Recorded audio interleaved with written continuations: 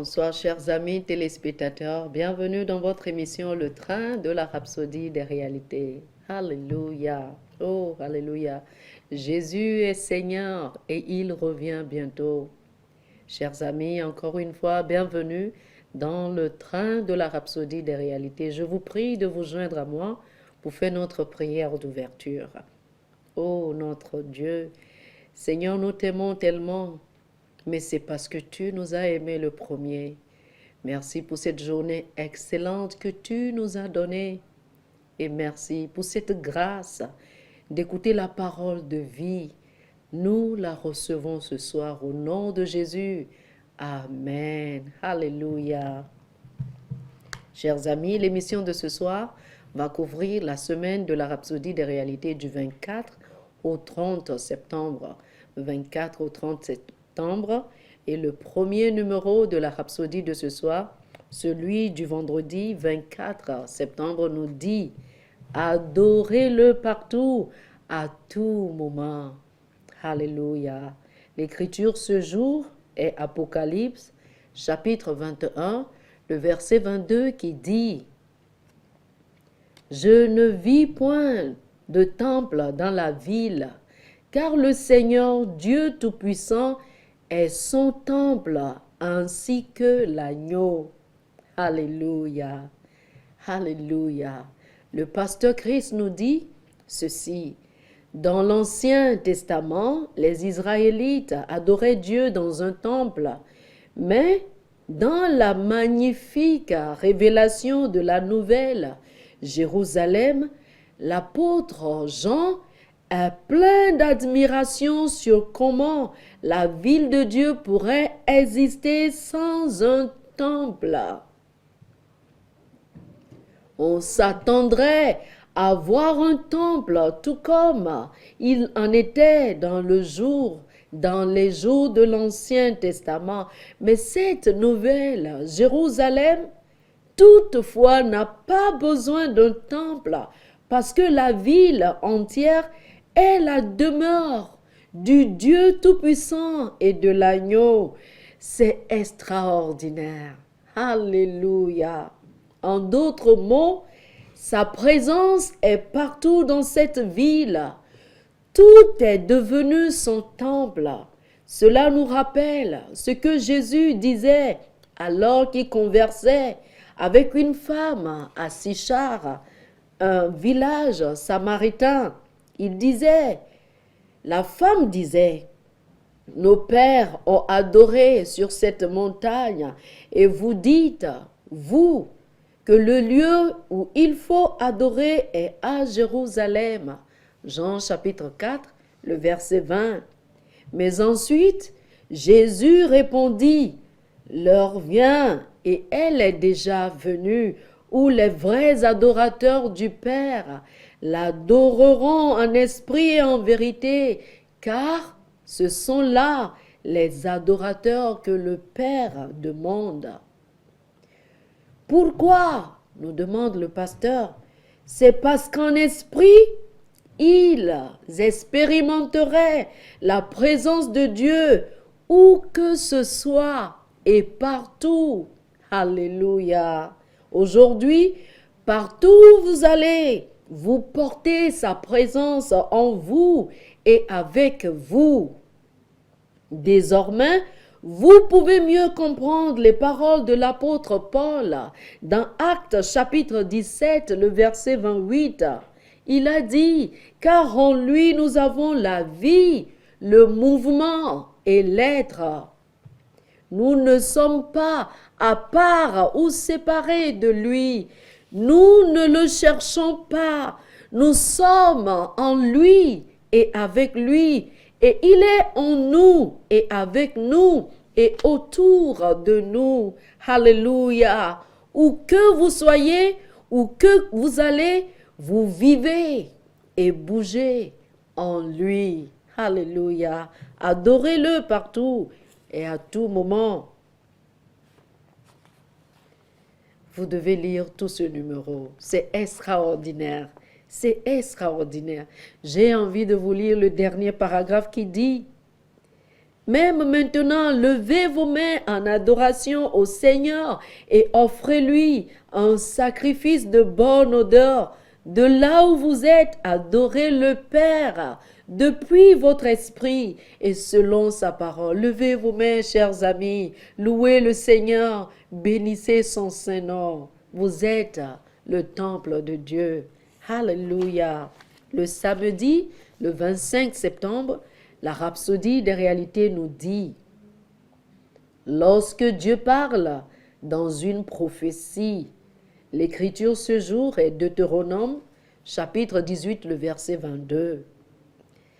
Quand ce que dira le prophète n'aura pas lieu et n'arrivera pas, ce sera une parole que l'Éternel n'aura point dite. C'est par audace que le prophète l'aura dite. N'aie pas peur de lui. Le pasteur Christ nous dit, lorsque Dieu donne une parole prophétique, cela arrivera, que vous le croyez ou non. Pensez à ceci. Jésus dit à Simon-Pierre, je te le dis en vérité, cette nuit même, avant que le coq chante, tu me renieras 3 fois. Matthieu chapitre 26, le verset 34. Pierre a-t-il cru? Non. En effet, il insista.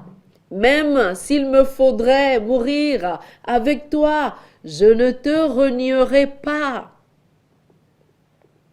Mais est-ce que les paroles de Jésus ne sont-elles pas accomplies?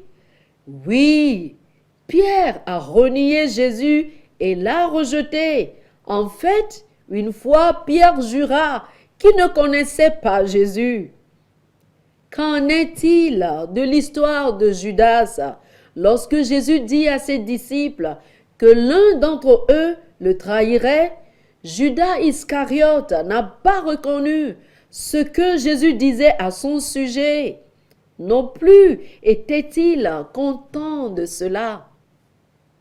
Alors, la Bible nous dit dans Luc chapitre 22, le verset 3, qu'un mauvais esprit entra dans Judas Iscariote. Lorsque cela arriva, il sortit de l'endroit où il était avec Jésus et les disciples. Il alla s'entendre avec les principaux sacrificateurs sur la manière de leur livrer Jésus. Sondez les Écritures, nous dit le pasteur, vous trouverez plusieurs paroles prophétiques adressées au roi et des prophéties adressées aux nations. Il n'était pas censé croire en ces paroles prophétiques, mais les paroles se sont toutefois réalisées. Néanmoins, lorsque vous croyez à la parole prophétique, vous serez bénis. D'autant plus lorsque la parole prophétique vous est adressée pour votre bien. Par exemple, lorsque Marie reçut les paroles prophétiques concernant la naissance de Jésus, elle dit qu'il me soit fait selon ta parole. Luc chapitre 1, le verset 38. Marie a cru et a donné naissance au Seigneur Jésus-Christ. Selon la prophétie, la Bible dit, heureuse celle qui a cru, parce que les choses lui ont été dites de la part du Seigneur. Les choses qui lui ont été dites de la part du Seigneur auront leur accomplissement.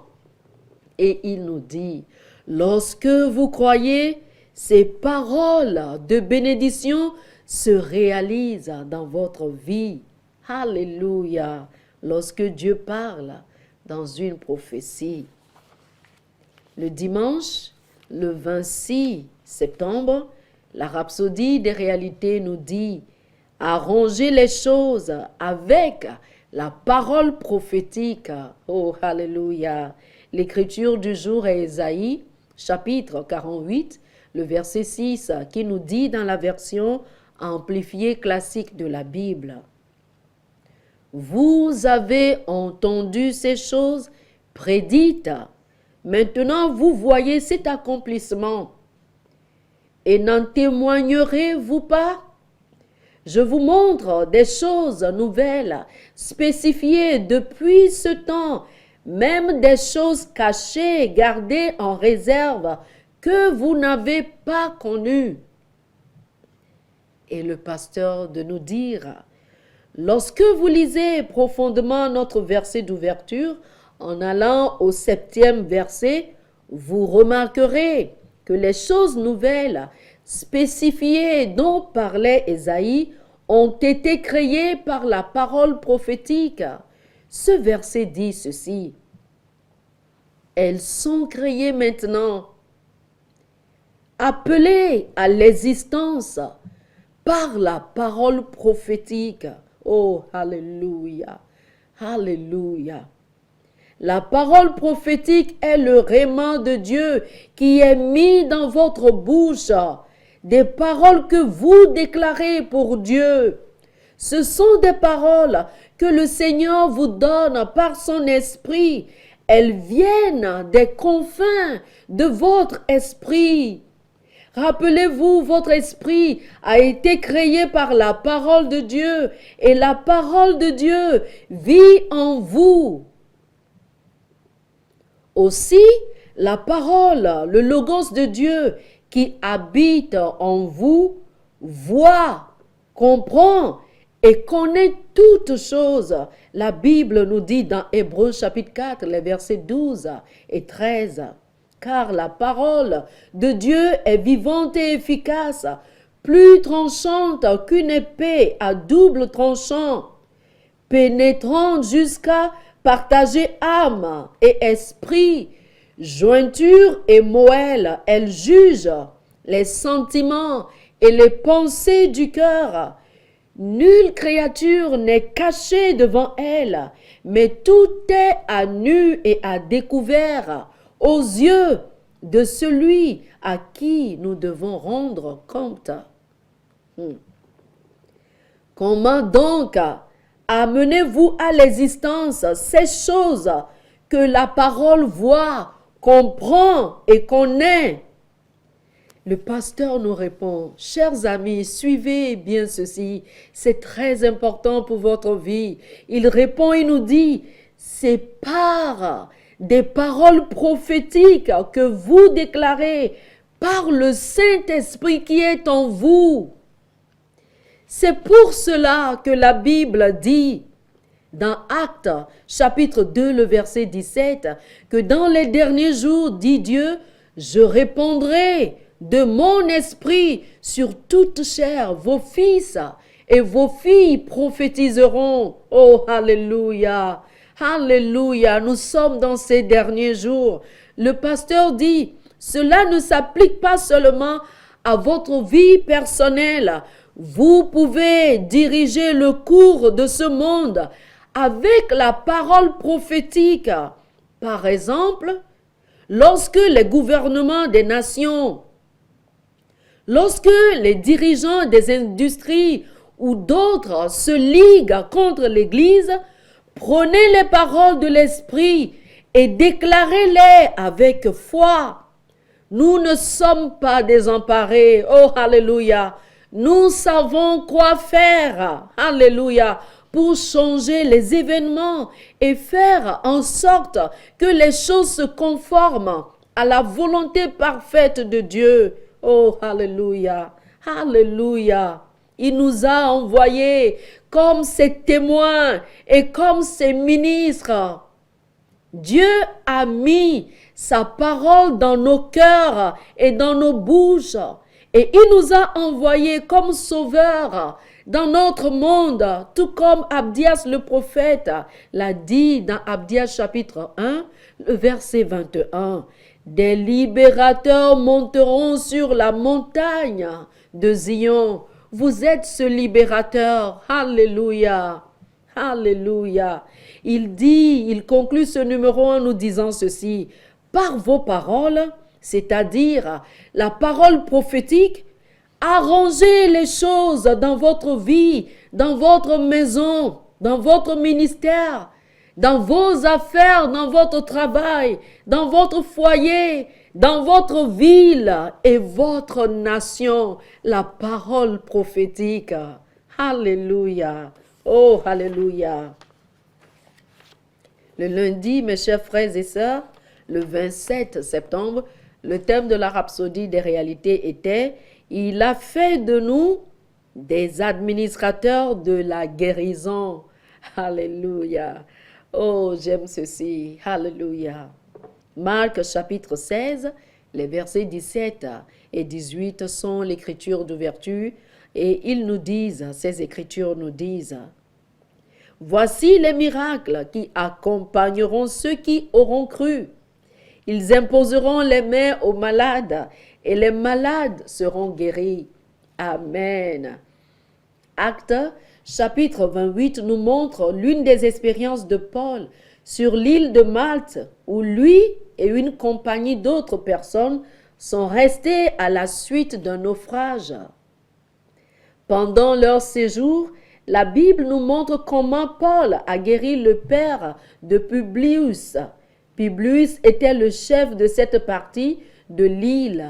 Et la Bible nous dit dans Actes chapitre 28, le verset 8, « Le père de Publius était alors au lit, malade de la fièvre et de la dysenterie. Paul, s'étant rendu vers lui, pria, lui imposa les mains et le guérit. » Merci Seigneur. Remarquez le langage de l'Esprit, nous dit le pasteur. Il a dit que Paul a prié, lui a imposé les mains et l'a guéri. Certaines personnes nous disent, nous devons être très humbles et ne jamais dire que nous avons guéri qui que ce soit. Seul Dieu guérit. Mais Jésus nous a dit de guérir les malades.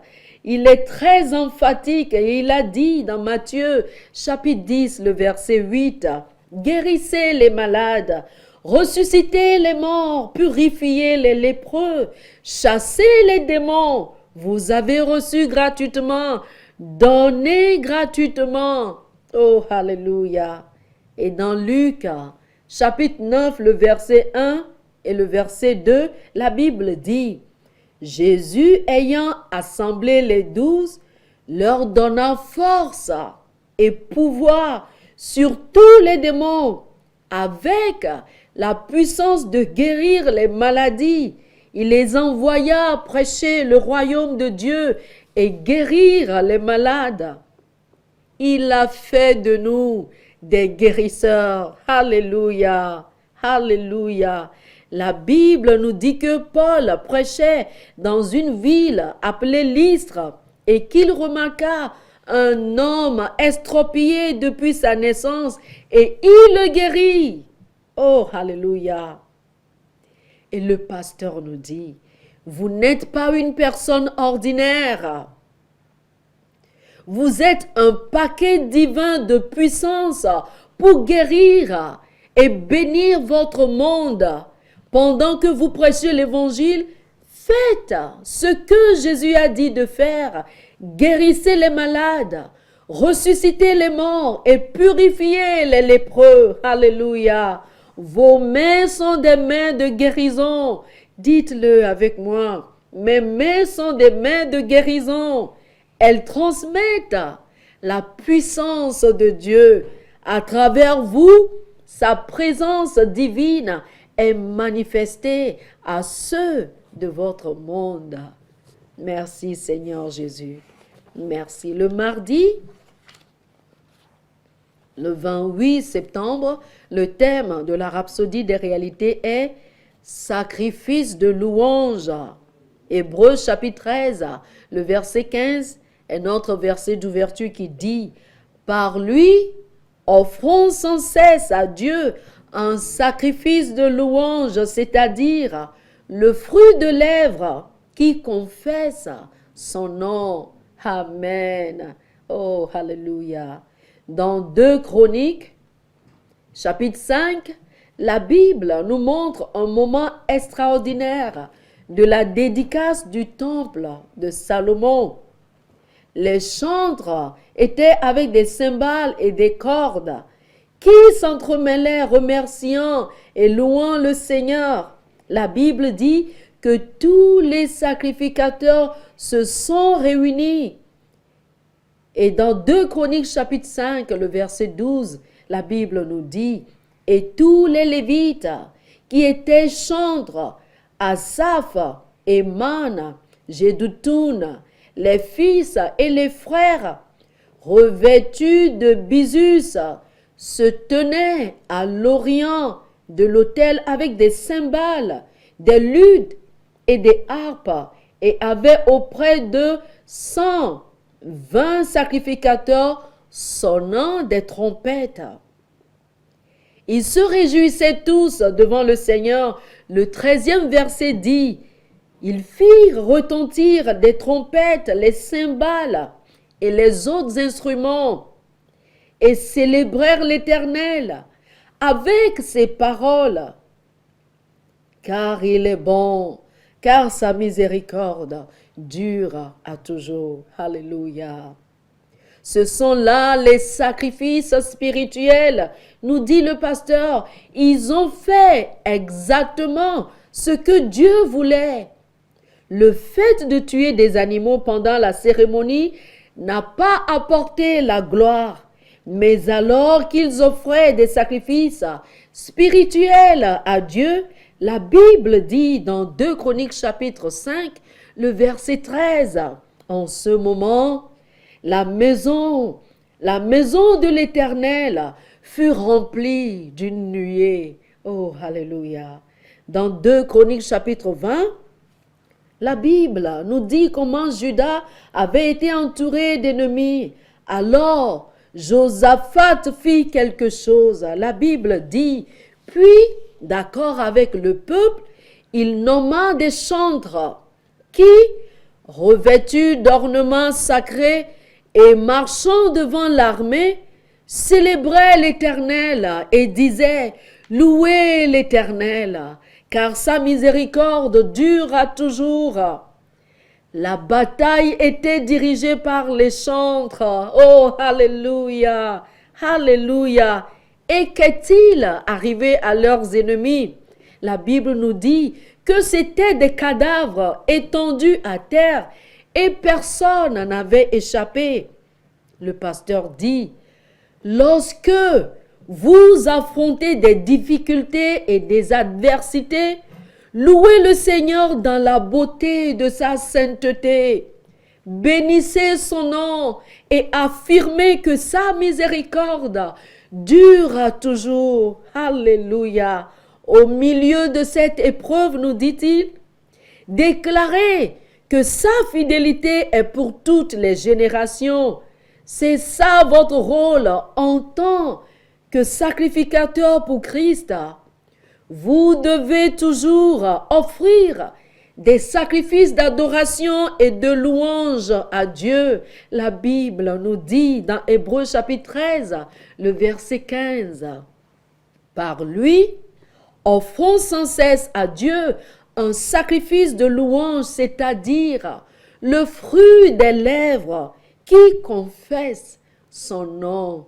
Oh, tu es bon, Seigneur notre Dieu, et nous te bénissons. Alléluia, alléluia. Le mercredi, hier, la rhapsodie des réalités nous dit, Christ est éternité. Amen. Colossiens chapitre 2, le verset 6 est le verset d'ouverture qui dit, ainsi donc, comme vous avez reçu le Seigneur Jésus-Christ, marchez en lui. Amen. La nouvelle version internationale de l'écriture ci-dessus dit, ainsi donc, tout comme vous avez reçu Christ Jésus comme Seigneur, continuez à vivre en lui. Une question valable à se poser serait, si cela fait référence à Christ en tant qu'homme, comment pouvez-vous marcher ou vivre dans un homme? Quelle question! Oh, alléluia! Mais évidemment, Christ n'est pas seulement Jésus, l'homme ou le chef de l'Église et son corps. Christ est un lieu. Christ, c'est aussi un lieu. Quand Jésus a dit dans Jean chapitre 14, le verset 2, « Je vais vous préparer une place », ce lieu est appelé Christ. C'est votre nouvelle maison et votre environnement, nous dit le pasteur. Alléluia. C'est la raison pour laquelle il est dit dans le verset 7 de Colossiens chapitre 2, « Étant enraciné et fondé en lui et affermi par la foi, d'après les instructions qui vous ont été données, et abondez-y en action de grâce. » Ce lieu est dans ce contexte, il est dit abondez-y. Cela signifie débordant d'action de grâce et de joie en ce lieu appelé Christ. Alléluia. Christ est éternité. Vous devez, chers amis, lire tout ce numéro. Aujourd'hui, le jeudi, le 30 septembre, la Rhapsodie des réalités nous dit « Vos fruits doivent demeurer ». L'écriture ce jour est 2 Jean chapitre 1, le verset 8, qui dit « Prenez garde à vous-même afin que vous ne perdiez pas le fruit de votre travail, mais que vous recevriez une pleine récompense. » Amen. Dans Jean chapitre 20, le verset 21, Jésus a dit « Comme le Père m'a envoyé, moi aussi je vous envoie. » Il nous a envoyés avec la plénitude de l'Esprit. Jean chapitre 3, le verset 34. Et alors, nous devons produire des résultats durables en portant des fruits de justice. Dans Jean chapitre 15, le verset 16, il a dit « Ce n'est pas vous qui m'avez choisi, mais moi je vous ai choisi et je vous ai établi afin que vous alliez et que vous portiez du fruit et que votre fruit demeure. » Dans ces derniers jours, nous atteignons de nombreuses personnes avec la parole de l'Évangile. Nous portons des fruits. Mais ces fruits doivent demeurer. Nous ne devons pas juste séparer d'eux. Après les avoir gagnés pour Christ, nous devons les suivre. La Bible dit dans Actes, chapitre 15, le verset 36, « Quelques jours s'écoulèrent, après lesquels Paul dit à Barnabas, « Retournons visiter les frères dans toutes les villes où nous avons annoncé la parole du Seigneur pour voir en quel état ils sont. » En quel état ils sont. Lorsque les gens donnent leur cœur au Seigneur, ils sont comme des nouveau-nés. C'est la raison pour laquelle la Bible dit, comme des enfants nouveau-nés, ils doivent désirer le lait spirituel et pur, afin que par lui, ils croissent pour le salut.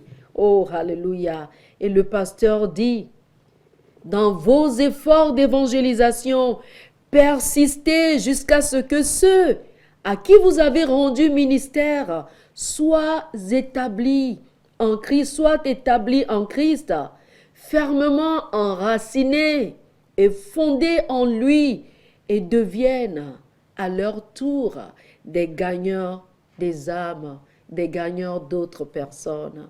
Oh, alléluia. Nous portons des fruits qui demeurent. Chers frères et sœurs, je voudrais vous donner cette opportunité de faire de Jésus le Seigneur de votre vie. Si vous n'avez jamais fait cette prière en déclarant ces paroles de foi, je vous invite à le faire avec moi maintenant. C'est très important. Jésus deviendra le Seigneur de votre vie. Dites cette prière de tout votre cœur avec moi. Ô Dieu, je crois en Jésus. Je crois qu'il est venu dans ce monde et qu'il est mort pour moi. Je crois qu'il est ressuscité pour ma justification. Aujourd'hui, je l'invite à venir vivre en moi. comme mon Seigneur et mon Maître. Je proclame que je suis un enfant de Dieu aujourd'hui. J'ai la vie éternelle aujourd'hui. Oh, merci, ô Père, car tu m'as donné cette vie aujourd'hui. Amen. Oh, Alléluia. Alléluia. Merci, Seigneur. Je prie pour tous ceux qui ont fait cette prière de salut. Je prie que tu les gardes et que tu les conduises dans la vérité de l'évangile de Jésus-Christ. Ils sont séparés du monde et du diable au nom de Jésus. Amen. Alléluia. Si vous avez fait cette prière, je vous prie de nous appeler. Alléluia. Nous avons un cadeau de la part du pasteur Christ pour vous, un livre intitulé Maintenant que vous êtes nés de nouveau. Chers frères et sœurs, que le Seigneur vous garde et qu'il accomplisse les désirs de votre cœur au nom de Jésus. Amen.